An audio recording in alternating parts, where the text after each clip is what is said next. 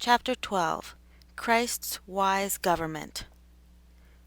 The second conclusion from the final part of the text is that Christ's government in his church and in his children is a wise and well-ordered government because it is called judgment, and judgment is the life and soul of wisdom.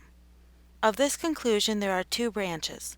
First, that the spiritual government of Christ in us is joined with judgment and wisdom, and secondly, wherever true spiritual wisdom and judgment are, there likewise the Spirit of Christ has brought in his gracious government. Judgment and wisdom. As to the first, a well-guided life by the rules of Christ stands with the strongest and highest reason of all, and therefore holy men are called wisdom's children, Luke 7:35, and are able to justify, both by reason and experience, all the ways of wisdom. Opposite courses are folly and madness. Hereupon Paul says that he that is spiritual judgeth all things, 1 Corinthians 2:15, that appertain to him, and is judged of none that are of an inferior rank, because they lack spiritual light and sight to judge. Yet this sort of men will judge and speak evil of the things that they understand not, 2 Peter 2:12. They step from ignorance to prejudice and rash censure, without taking right judgment in their way, and therefore their judgment comes to nothing. But the judgment of a spiritual man, so far as he is spiritual, shall stand, because it is agreeable to the nature of things. As things are in themselves, so they are in his judgment. As God is in himself infinite in goodness and majesty, so he is to him. He ascribes to God in his heart his divinity and all his excellencies. As Christ is in himself the only mediator and all in the church, Colossians 3:11, so he is to him, by making Christ so in his heart. As all things are dung in comparison with Christ, Philippians 3:8, so they are to Paul, a sanctified man. As the very worst thing in religion, the reproach of Christ, is better than the pleasures of sin for a season, Hebrews 11:25-26, so it is to Moses, a man of a right esteem. As one day in the courts of God is better than 1,000 elsewhere, Psalm 84:10, so it is to David, a man of a reformed judgment. There is a conformity of a good man's judgment to things as they are in themselves, and according to the difference or agreement put by God in things, so does his judgment differ or agree. Truth is truth, and error, error, and that which is unlawful is unlawful, whether men think so or not. God has put an eternal difference between light and darkness, good and ill, which no creature's conceit can alter, and therefore no man's judgment is the measure of things further than it agrees to truth stamped upon things themselves by God. For this reason, because a wise man's judgment agrees to the truth of things, a wise man may in some sense be said to be the measure of things, and the judgment of one wholly wise man to be preferred before 1,000 others. Such men usually are immovable as the sun in its course, because they think and speak and live by rule. A Joshua and his house will serve God, Joshua 24:15, whatsoever others do, and will run a course contrary to the world, because their judgments lead them a contrary way.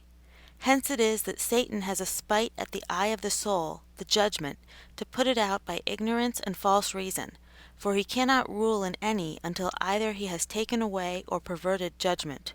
He is a prince of darkness, and rules in darkness of the understanding. Therefore he must first be cast out of the understanding by the prevailing of truth and planting of it in the soul. Those, therefore, that are enemies of knowledge help Satan and Antichrist, whose kingdom, like Satan's, is a kingdom of darkness, to erect their throne. Hence it is promised by Christ that the Holy Ghost shall convince the world of righteousness or judgment, John 16:8. That is, that he is resolved to set up a throne of government, because the great lord of misrule, Satan, the prince of this world, is judged by the gospel, and the Spirit accompanying it. His impostures are discovered, his enterprises laid open. Therefore, when the gospel was spread, the oracles ceased. Satan fell from heaven like lightning. Luke 10:18.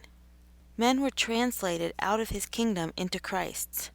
Where prevailing is by lies, discovery is victory. They shall proceed no further, because their folly shall be manifest unto all men. 2 Timothy 3:9. So that manifestation of error gives a stop to it, for none will willingly be deceived. Let truth have full scope without check or restraint, and let Satan and his instruments do their worst. They shall not prevail, as Jerome says of the Pelagians in his time. The discovery of your opinions is the vanquishing of them. Your blasphemies appear at the first blush. The need for heavenly light. Hence we learn the necessity that the understanding should be grounded in knowledge which is above nature for a well-ordered Christian life. There must be light to discover an end beyond nature, because of which we are Christians, and a rule suitable to direct to that end, which is the will of God in Christ, discovering His good pleasure toward us, and our duty towards Him. And in virtue of this discovery, we do all that we do which may in any way further what we reckon to be true. The eye must first be single, and then the whole body and frame of our conduct will be light. Matthew 6:22. Otherwise, both we and our course of life are nothing but darkness. The whole conduct of a Christian is nothing else but knowledge reduced to will, affection, and practice. If the digestion of food in the stomach is not good, the working of the liver cannot be good. So if there is an error in the judgment, it mars the whole of practice, as an error in the foundation does a building. God will have no blind sacrifices, no unreasonable services, Isaiah 1:13, but will have us to love Him with all our mind, Romans 12:2, that is, with our understanding part, as well as with all our hearts, Luke 10:27, that is, the feeling part of the soul. This ordering of Christ's government by judgment is agreeable to the soul, and God delights to preserve the manner of working peculiar to man, that is, to do what He does out of judgment. As grace supposes nature as founded upon it, so the frame of grace preserves the frame of nature in man. And therefore Christ brings about all that is good in the soul through judgment, and that so sweetly that many, by a dangerous error, think that that good which is in them and issues from them is from themselves, and not from the powerful work of grace. So it is in evil, where the devil so subtly leads us according to the stream of our own nature, that men think that Satan had no hand in their sin. But here a mistake is with little peril, because we are evil of ourselves, and the devil only promotes ill he finds in us. But there are no seeds of supernatural goodness at all in us. God finds nothing in us but enmity, only He has engraved in our nature an inclination in general to that which we judge to be good. Now when He clearly reveals what is good in particular, we are attracted to it, and when He shows us convincingly what is evil, we abhor it as freely as we embraced it before.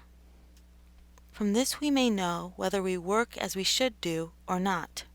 That is, when we do what we do out of inward principles, when we do not choose what is good only because we were so brought up, or because such and such whom we respect do so, or because we will maintain a side, so making religion a faction, but out of judgment, when what we do that is good we first judge in ourselves so to be, and what we abstain from that is ill we first judge to be ill from an inward judgment.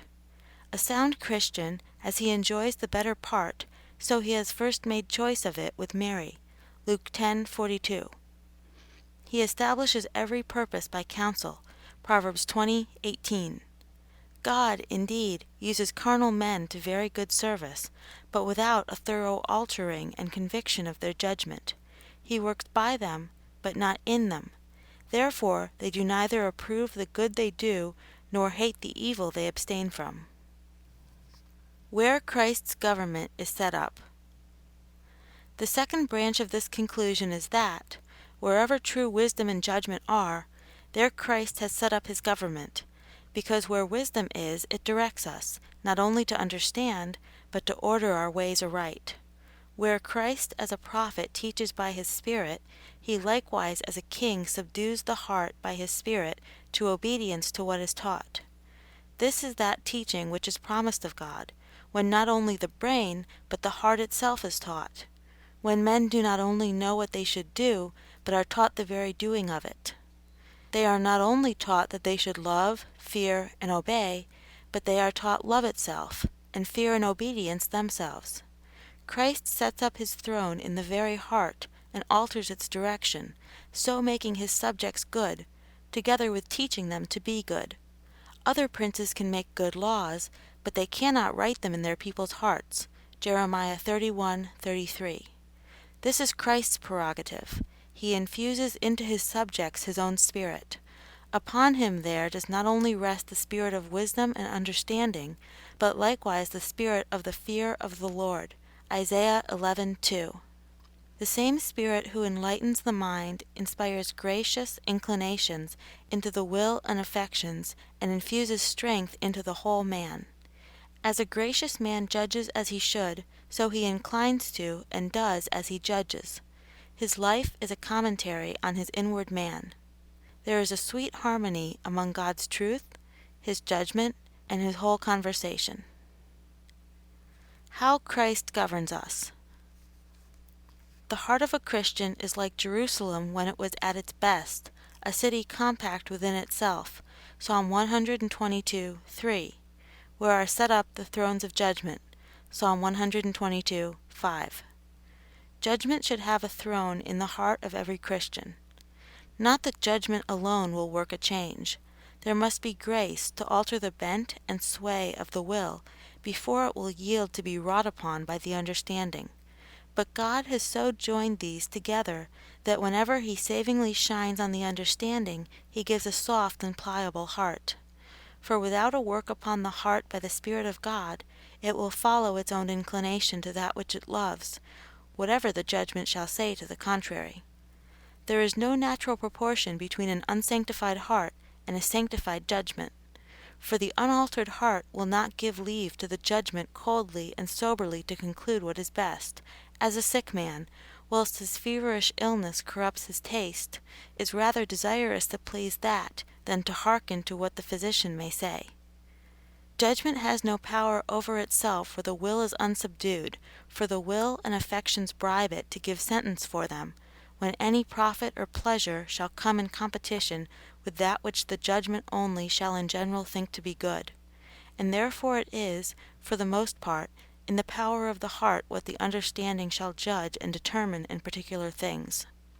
Where grace has subdued the heart, unruly passions do not cast such a mist before the understanding that it does not see in particular cases what is best. Base considerations, springing from self-love, do not alter the case and bias the judgment into a contrary way, but that which is good in itself shall be good to us, although it crosses our particular worldly interests. The effects of this in practice. The right understanding of this has an influence on practice, which has drawn me to a more full explanation. This will teach us the right method of godliness, to begin with judgment, and then to beg of God, together with illumination, holy inclinations of our will and affections, that so a perfect government may be set up in our hearts, and that our knowledge may be in all judgment, Philippians 1:9, that is, with experience and feeling. When the judgment of Christ is set up in our judgments, and thence, by the Spirit of Christ, brought into our hearts, then it is in its proper place and throne. Until then, truth does us no good, but helps to condemn us. The life of a Christian is a regular life, and he that walks by the rule, Galatians 6:16, of the new creature, peace shall be upon him. He that despises God's way, and loves to live at large, seeking all liberty to the flesh, shall die, Proverbs 19:16. And it is made good by Paul, if ye live after the flesh, ye shall die, Romans 8:13. We learn likewise that men of an ill-governed life have no true judgment.